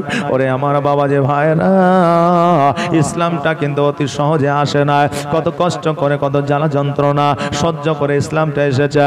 আবু বকর সিদ্দিক রাদিয়াল্লাহু তাআলা আনহু আমার নবীর কাছে যাইয়া বলছে, ইয়া রাসূলুল্লাহ, ইয়া হাবিবাল্লাহ, নবী গো, আজকে আমাদের এই ইসলাম ধর্মটা সততার ধর্ম না মিথ্যার ধর্ম? নবী আমার বললেন, এই ধর্মটাই হলো আসল ধর্ম, এটাই হলো সততার ধর্ম। আমার আবু বকর বলে, হুজুর গো, তবে ইসলামের প্রচার ও প্রসারটা আর চুপি চুপি নয়, লুকায়িত ভাবে নয়, আসুন আমরা প্রকাশ্যে ইসলামের প্রচার করি। নবী আমার বললে, আবু বকর, আজকে যদি ইসলামের প্রচার ও প্রসারটা যদি আমরা প্রকাশ্যে করি, কাফেরেরা আঘাত করবে, কাফেরেরা তীর মারবে, কাফেরেরা বল্লম মারবে, কাফেরেরা পাথর ছুড়বে, পথে প্রকাশ্যে ইসলামের প্রচার করা যাবে না। আবু বকর বলে, হুজুর গো, ইসলাম যদি সততা ধর্ম হয়, আমি আবু বকর জানো প্রাণ দিয়ে প্রকাশ্যে ইসলামের প্রচার করতে রাজি আছি। নবী আমার বললে, আবু বকর, তুমি যখন ইসলামের প্রচার প্রকাশ্যে করতে রাজি আছো, তুমি একাই কেন ইসলামের প্রচার করবা? আমার সাহাবীদের মধ্যে খবরটা দিয়ে দিচ্ছি। এবার সাহাবীদের ডাকলে, ডাকার পরে সকল সাহাবীদের বললেন, শোনো রে, আজকে ইসলামের প্রচার ও প্রসার প্রকাশ্যে হবে, ইসলামের প্রচার ও প্রকাশ আর লুকায়িত ভাবে হবে না। এবার সবাই এই কথা শুনে বাড়ির দিকে গেল। আবু বকর সিদ্দিক যেন বাড়ির দিকে যায়, এবার কাফেরেরা যেন পাথর মারে। আবু বকর বলে, এ কাফেরের দলেরা, আজকে তোমরা আমাকে পাথর কেন মারো? আজকে কাফেরের দলের লোকেরা বলল, আজকে ইসলামের প্রচার ও প্রসার প্রকাশ্যে করার জন্য তুমি যেহেতু নবীকে বলেছ, এই জন্য তোমাকে পাথরে আঘাত করতেছে। আজকে পাথরে আঘাত খাইয়া ভয়ে ভীতিতে তুমি যাতে ইসলামের প্রচার প্রকাশ্যে না করো, নবীর পক্ষ যাতে না নাও, এই জন্য তোমাকে পাথরে আঘাত করতেছে। আজকে নবীর পক্ষ তুমি ছেড়ে দাও, তোমার প্রতি আঘাত হবে না। আবু বকর বলে, শোনো রে, আজকে কেন কিয়ামত পর্যন্ত আমার নবী জন্য যদি জানও দিতে হয়, প্রাণও দিতে হয়, জীবনও যদি চলে যায়, তবু আবু বকর নবীজির পক্ষ ছাড়বে না। তোমার মতো এত ভালো, তোমার মতো এত ভালো কেউ তো আমায় বাসে না, তাই তো নবী আমি তোমার দিওয়ানা। তোমার মতো এত ভালো, তোমার মতো এত ভালো কেউ তো আমায় বাসে না, তাই তো নবী আমি তোমার দিওয়ানা, তাই তো রাসূল আমি তোমার দিওয়ানা। ওকে শুনেছি কিতাবের লেখা,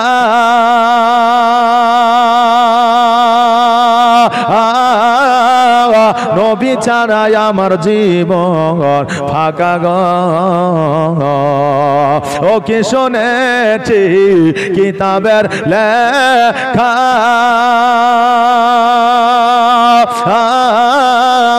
নবী ছাড়াই আমার জীবন ফাঁকা গো। নবীজিকে ভালো না বাসিলে, নবীজিকে ভালো না বাসিলে আল্লাহ পাওয়া যাবে না, তাই তো নবী আমি তোমার দিওয়ানা। তোমার মতো এত ভালো, তোমার মতো এত ভালো কেউ তো আমায় বাসে না, তাই তো নবী আমি তোমার দিওয়ানা। আমার আবু বকর সিদ্দিক রাদিয়াল্লাহু তাআলা আনহু ওই পাথরে আঘাত সহ্য করে বাড়ির মধ্যে যখন প্রবেশ করতেছে, আবু বকরের মা ছুটতে ছুটতে বেটাকে ধরে নিয়ে বলে, বেটারে আজকে তোমার শরীর কেন ক্ষত বিক্ষত হয়ে আছে, তোমার জামা কাপড় কেন রক্তাক্ত হয়ে আছে? আবু বকর বলে, মা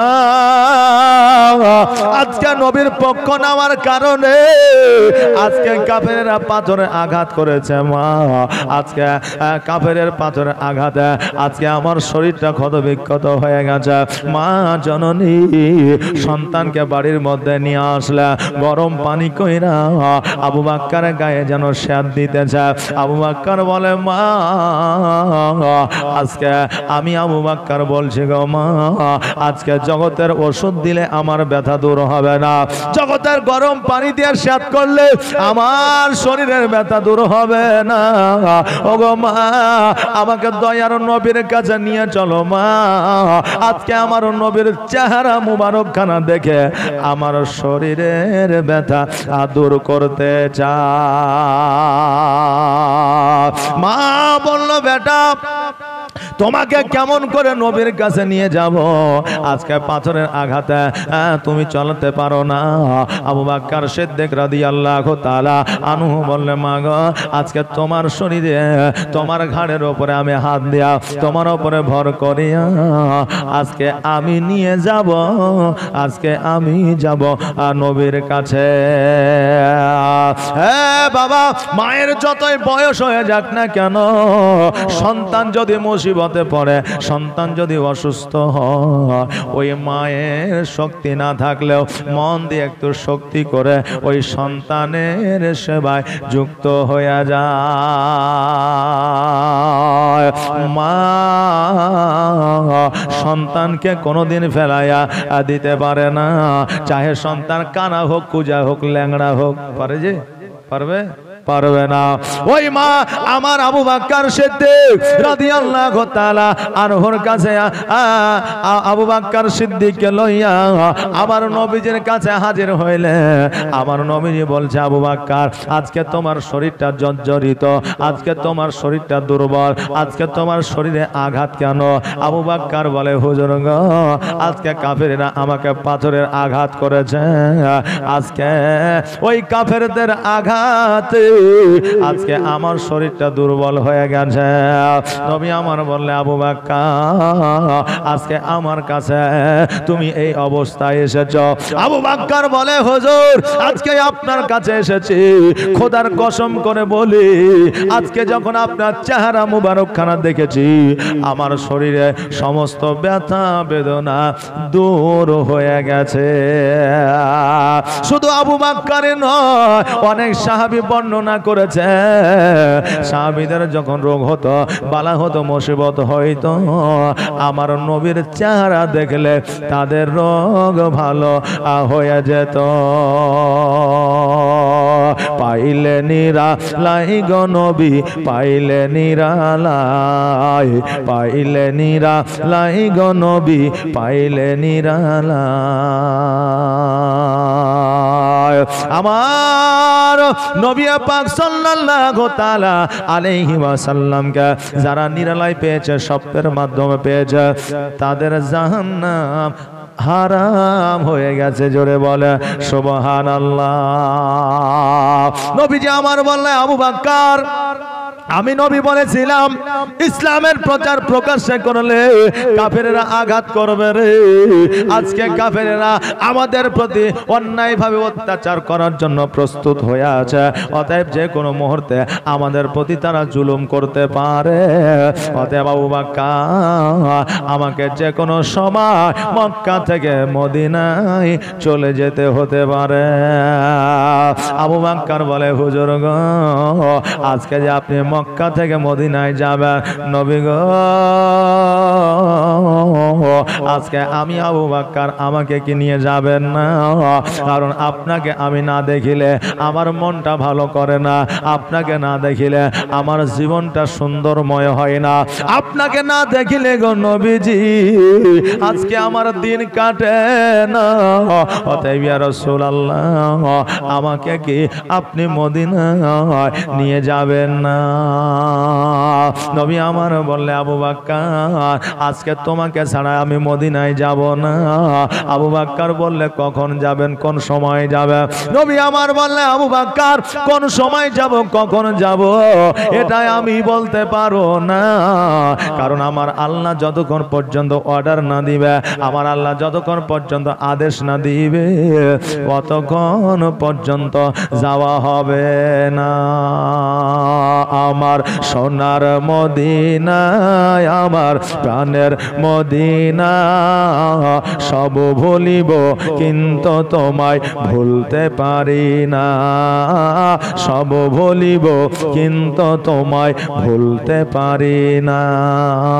ভুলিনি ভুলব না, ভুলতে পারি না, ভুলিনি ভুলব না, ভুলতে পারি না, সব ভুলিব কিন্তু তোমায় ভুলতে পারি না। আমার সোনার মদিনায়, আমার জানের মদিনা, সব ভুলিব কিন্তু তোমায় ভুলতে পারি না, সব ভুলিব কিন্তু তোমায় ভুলতে পারি না। ইয়াসরিব নামে তুমি ছিলে অলক্ষণের দেশ, বড়ই মারাত্মক যে ছিল তোমার পরিবেশ। ইয়াসরিব নামে তুমি ছিলে অলক্ষণের দেশ, বড়ই মারাত্মক যে ছিল তোমার পরিবেশ।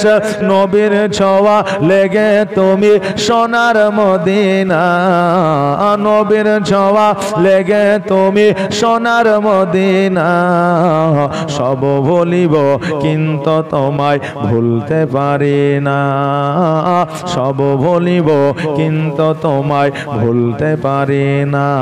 আমার সোনার মদিনায়, আমার জানের মদিনায়, আমার দয়ার মদিনা, সব ভুলিব কিন্তু তোমায় ভুলতে পারি না।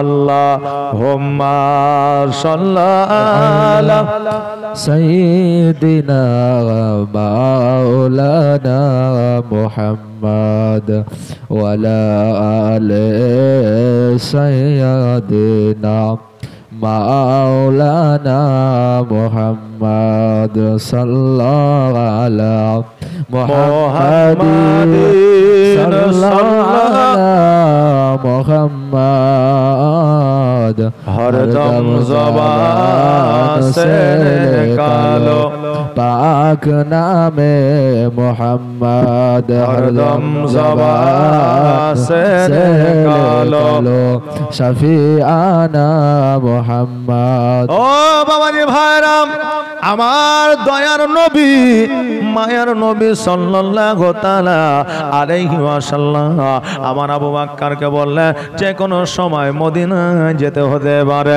বেরাদার, আমার আবু বকর সিদ্দিক রাদিয়াল্লাহু তাআলা আনহু একদিন নয়, 2 দিন নয়, 40 দিন পর্যন্ত না ঘুমায়া না বিছানায় আরাম করিয়া আমার নবীর জন্য বাড়ির সম্মুখে দাঁড়ায়া থাকতো। জোরে বলেন সুবহানাল্লাহ।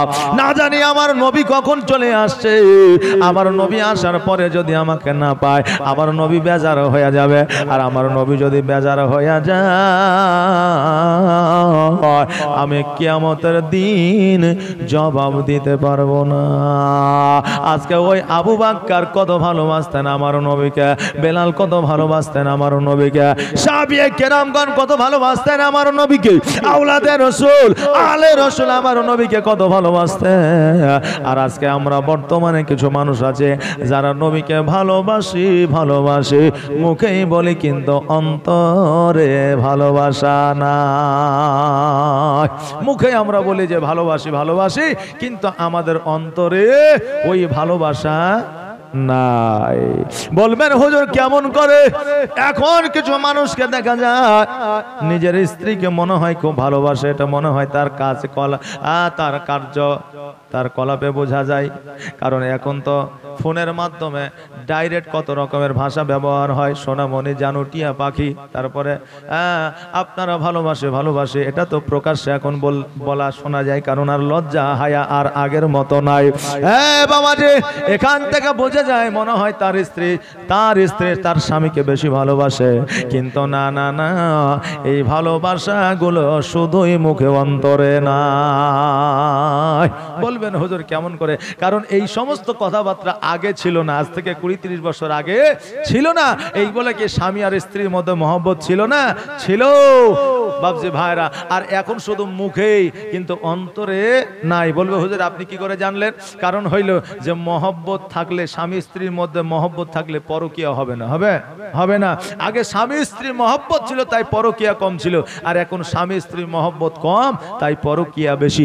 আমাদের চোখেই দেখে মনে হয় যে আসলে ভালোবাসা আছে, কিন্তু নাই। এখন স্বামী স্ত্রী, আপনার স্ত্রী স্বামীর চাইতে ভালোবাসে মোবাইলকে, আর স্বামী স্ত্রীর চাইতে ভালোবাসে মোবাইলকে। মানে মোবাইল নিয়ে শুয়ে যায়, এই পারে ঘুরে স্বামী মোবাইল টিপছে আর ওই পারে ঘুরে স্ত্রী মোবাইল টিপছে। একে অপরে যে কথা বলে গল্প করে সময়টা ব্যয় করবে, এই রকম সময় তাদের কাছে নাই। ভাবছি একজনের স্ত্রী মারা গেছে, হঠাৎ করে পরের দিন গিয়ে বুঝলেন তার কবরে হাওয়া করছে। এখন 2-4 জন মানুষ হেঁটে যাচ্ছে, বলছে হ্যাঁ রে, আর স্ত্রী কবরে হাওয়া করছে, মানে বেশ ভালোই ভালোবাসে। ভালো না বাসলে তো তার স্ত্রী কবর হাওয়া করবে না। এখন যা বলছে, চাচা আপনার স্ত্রীকে আপনি এত ভালোবাসেন। এখন চাচা বলছে, খ্যাপা কথাকার, ভালোবাসা টালোবাসা কিছুই লয়। তোর চাচি যখন মারা যায় তার আগে ওসিয়ত করে গেছে যে আমি মারা গেলে তুমি তো বিয়ে করবাই, তো কমসে কম কবরটা যতদিন না শুকাবে ততদিন বিয়ে করিও না। এই জন্য দেখছি কবর শুকাইতে অনেক দেরি হয়ে যাবে, তাই আমি হাওয়া করছি যাতে তাড়াতাড়ি শুকায় আর আমার বিয়েটাও যাতে তাড়াতাড়ি হয়ে যায়। জি, এবার লোকে মনে করছে আসলে মহব্বত করে তাই স্ত্রী কবরে হাওয়া করছে, কিন্তু আসলে মহব্বত নাই, তার আপনার নিজের স্বার্থকর্তার জন্য স্ত্রী কবরে হাওয়া করছে। বাবাজি ভাইরা, যেটা কথা, মহব্বত যদি রাখতেই হয় অন্তর থেকে মহব্বত রাখবেন। বাবাজি ভাইরা, স্বামী স্ত্রী মহব্বত কেমন হওয়া উচিত একটু আপনাদের বলে দিয়ে যায়। আমার খাদিজাতুল কুবরা রাদিয়াল্লাহু তাআলা আনহা বললেন, হুজুর গো, আজকে আমি জগতের মধ্যে অজ্ঞান হয়ে জমিনের মধ্যে পড়ে যায়, নবী গো আমি জগতের মধ্যে আর বেশি দিন থাকবো না, আমি আপনাকে 3টা ওসিয়ত করে যেতে চাই। এই 3টা ওসিয়ত আপনি আমার পূরণ করবেন। নবী আমার বললেন, খাদিজা কি কি ওসিয়ত বলো? আমার খাদিজা বললে, হুজুর গো, প্রথম ওসিয়ত হলো আমি মারা গেলে আমার গোসলটা আপনি বানিয়ে দেবেন। দ্বিতীয় ওসিয়তটা হলো আমি মারা গেলে আমার দুনিয়ার কাফন দিয়ে আমার শরীরটা জড়াবেন না, আপনার পুরানো জুব্বা মুবারক দিয়া আমার কাফন বানায়া দিবেন। ও গো আমার প্রাণের স্বামী, আজকে আমি যখন মারা যাব আমার কবরে আপনি আমাকে নামাবেন আর আমার জন্য একটু খাস করে দোয়া করে দেবে। এই 3টা ওসিয়ত আপনার কাছে রইল। খাদিজা বলল, আমার নবীজি বলল, খাদিজা আজকে 3টা ওসিয়ত কেন, তুমি আরো ওসিয়ত করতে পারো, আমি তোমার ওসিয়ত পূরণ করব। খাদিজা আজকে তোমাকে নিয়ে জীবন যাপন করেছি, তোমাকে নিয়ে সংসার করেছি, ঘর করেছি, খেজুর গাছের ছাউনিতে খেজুরের ছাল দিয়ে বানিশ বানিয়ে দিয়েছি, তোমাকে সুখ দিতে পারি নাই। তোমার বাপের অট্টালিকার মতো আজকে তোমার বাপের অট্টালিকা ছাড়িয়া আজকে আমার জীর্ণ কুটিরে থেকেছ, আজকে শেষ সময়ে তোমাকে একটা নতুন কাফন আমি দিতে চাই। খাদিজা বললেন, হুজুর ওই কথা বলে আমাকে লজ্জিত করবেন না, কারণ আমার বাপের অট্টালিকায় যে শান্তি আমি পেয়েছি তার চাইতে 1000 গুণ বেশি শান্তি আপনার জীর্ণ কুটিরে পেয়েছি। জোরে বলেন সুবহানাল্লাহ। আর আমাদের বর্তমানে মায়েরা স্বামীর সঙ্গে 20 বছর সংসার করার পরে যদি স্বামী আর স্ত্রীতে একটু টকঝক হয়ে যায়, একটু যদি মনোমিলন হয়ে যায়, যদি ঝামেলা হয়ে যায়, ওই মা সঙ্গে সঙ্গে বলে দেয় 20 বছর বিয়ে করলো জীবনে শান্তি পেলাম না। বলে কি বলে না যে 20 বছর বিয়ে করলাম জীবনে শান্তি পেলাম না। আর আমার খাদিজা জীর্ণ কুটিরে বসবাস করলেন, খেজুর গাছের ছাউনিতে খেজুরের ছাল দিয়ে বালিশ বানায় ঘুমিয়েছে। আমার খাদিজা একদিন নয়, 2 দিন নয়, 1 সপ্তাহ অনাহারে দিন কাটিয়েছে, কাপড় পাই নাই, একটা কাপড়ের দিন জীবন যাপন করেছে। ওই খাদিজা স্বামীকে বলতেছে, স্বামী গো, আজকে আমার বাপের ঘরে যে সুখ পেয়েছে তার চাইতে 1000 গুণ বেশি সুখ আপনার জীর্ণ কুটিরে পেয়েছে। এই মা, আমার খাদিজাও নারী ছিলেন, তুমিও নারী। আজকে তোমার মধ্যে আর আমার খাদিজার মধ্যে কতটা পার্থক্য একবার খেয়াল করে। এই জন্য আমি মায়েদের বলবো, স্বামীদের এই রকম কথা বলবে না, তোমার ঘরে এসে সুখ পেলাম না। কারণ এই কথাটাই স্বামীর সবচাইতে বড় দুঃখ পায়। কারণ 20 বছর তোমার জন্য ওই 10 তলা বিল্ডিং এ ভাড়ার উপরে ঝুলিয়া কাজকর্ম করেছে, নিজের জীবনকে বাজি রেখে মাথার গাম ফেলিয়া আপনার রোজগার করেছে সন্তানাদের মুখে 4টি খাবার তুলে দেওয়ার জন্য। আজকে ওই স্বামীকে যদি বলো সুখ পেলাম না, ওই স্বামীর চাইতে বড় দুঃখ জগতে আর কেউ পায় না। অতএব এই কথা স্বামীকে কোনোদিন বলবেন না। খাদিজাতুল কুবরা রাদিয়াল্লাহু তাআলা আনহা আমার নবীজিকে 3টা ওসিয়ত করলেন। এই 3টা ওসিয়ত করার পরে আমার খাদিজা যেন হঠাৎ করে একদিন এই জগৎ ছেড়ে পর জগৎ গমন করলেন। সকলে বলেন ইন্না লিল্লাহি ওয়া ইন্না ইলাইহি রাজিউন।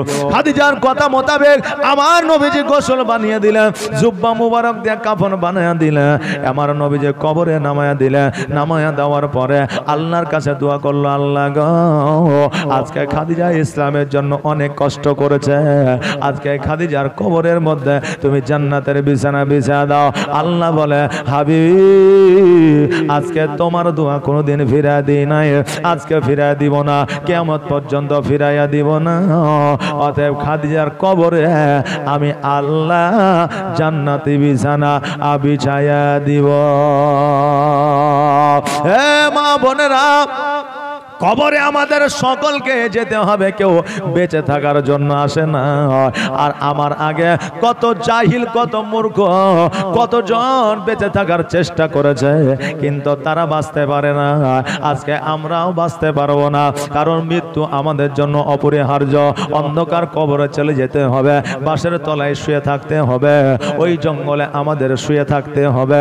আজকে নেকি করলে, আমল করলে আমাদের লাশটা সচ্ছল থাকবে।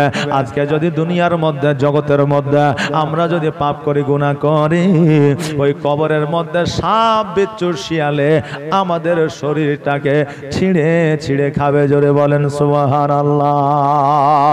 অতএব মা বোনেরা, বাবজিরা, ওই কবরে আমাদের সকলকে চলে যেতে হবে।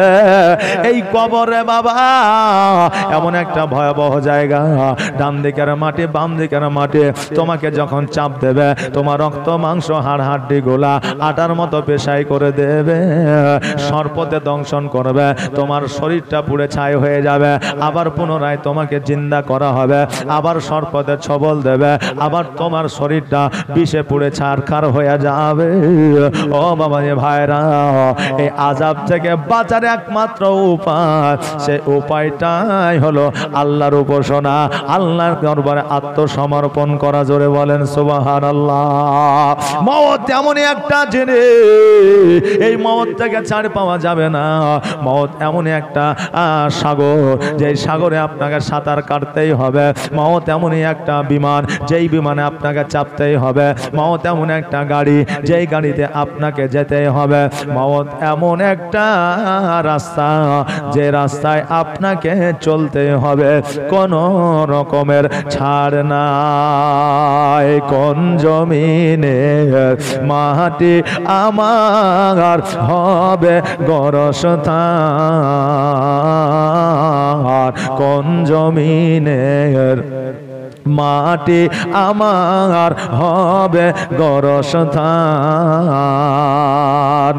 কাদের চোখের জলে আমি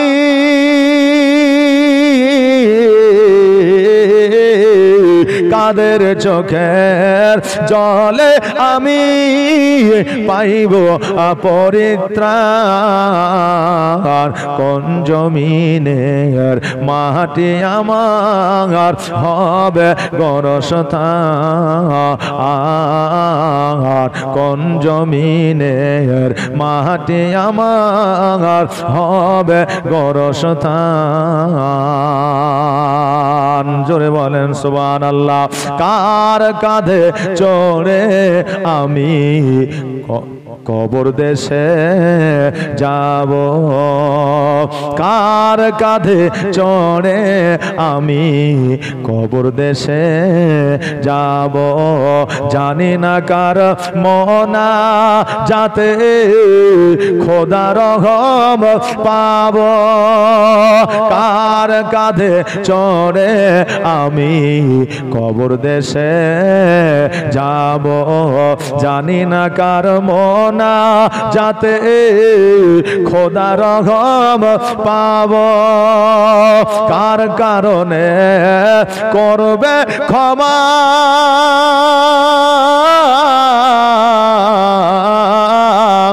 কার কারণে করবে ক্ষমা আল্লাহ মেহেরবান কোন জমিনে মাটি আমার হবে গরস্থান কোন জমিনে মাটি আমার হবে গরস্থান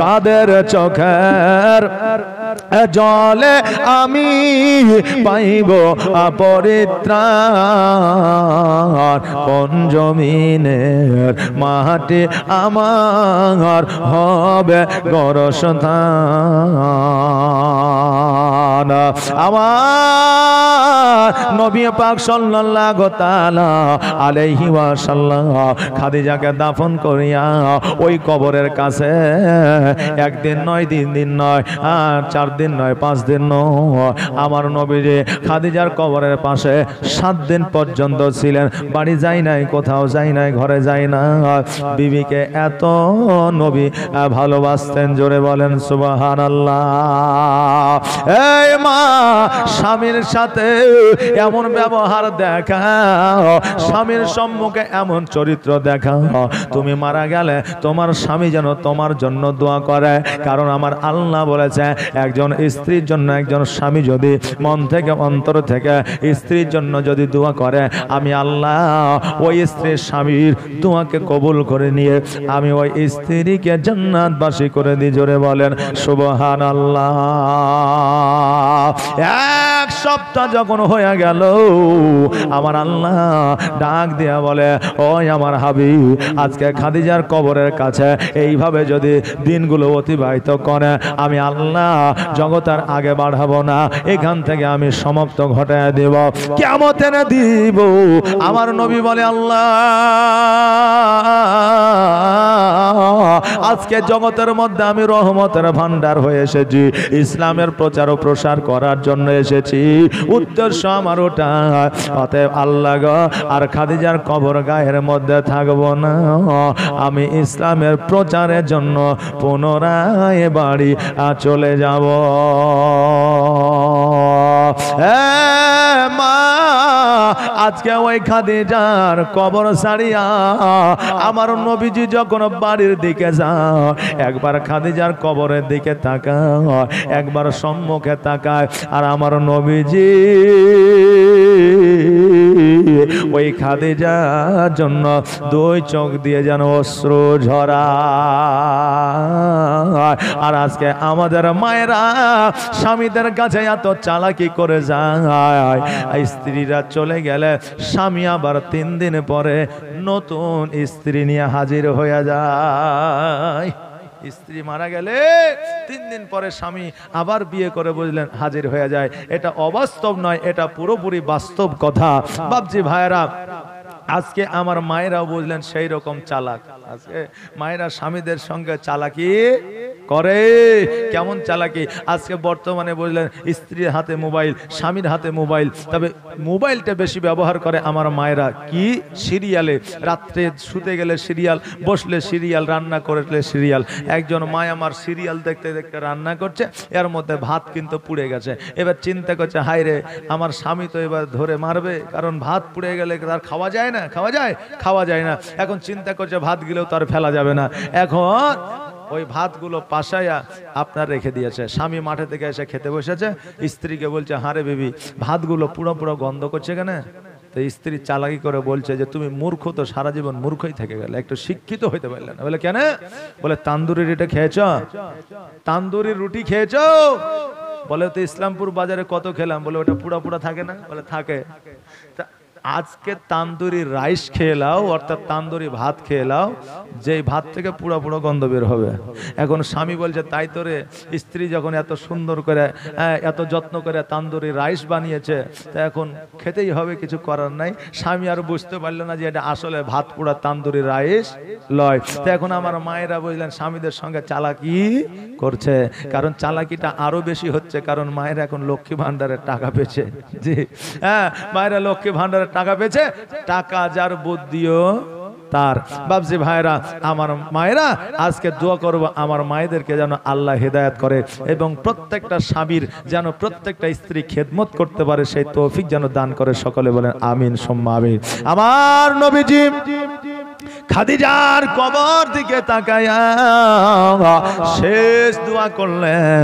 আর যেন বাড়িতে আসলেন, বাড়িতে আসার পরে দেখছে যেন আমার মা ফাতেমাতুজ জোহরা রাদিয়াল্লাহু তাআলা আনহা 13 বছরের কন্যা বসে বসে যেন ডুকরে ডুকরে কান্দে।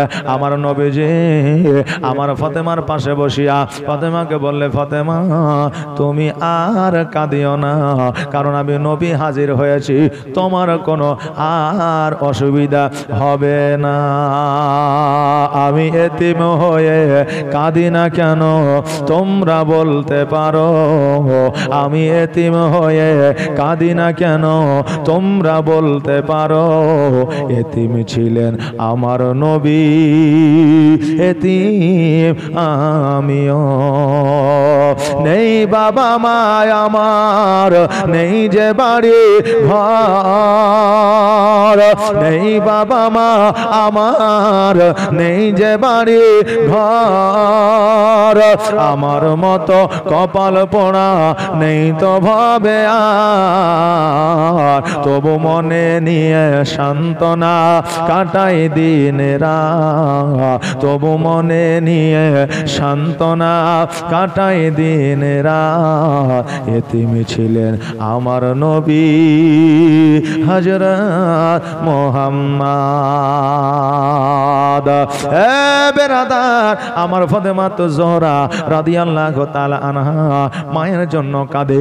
এইরকম মা, এইরকম বাবা, চাচা, ভাই জগৎ থেকে বিদায় নিয়ে অন্ধকার কবরে চলে গেছে। আমি বলবো ভাই রে, একজন কবরে কাটলি ধরে যখন নিয়ে যায়, 4 জনে নিয়ে যায়। আজকে বলবো ভাই রে, এই 4 জন ভাই তোমার জন্য এই কবরস্থানের উন্নতি কল্পে যে জালসাই, জালসার জন্য কি দিতে পারবেন? 4টা ভাই আমার, জি একটা খাটলির পায়া 4 জনে ধরে, এই 4টা ভাই আমার যদি কিছু দেন দোয়া হবে, কারণ আপনাদের জন্য দোয়া হবে। কারণ এই কবরবাসীর জন্য যদি কেউ কিছু দান করে যায়, এটা সাদকায়ে জারিয়া হিসাবে আপনার নেকির খাতায় পৌঁছে যায়, কিয়ামত পর্যন্ত নেকি পাওয়া যায়। জোরে বলেন সুবহানাল্লাহ। যা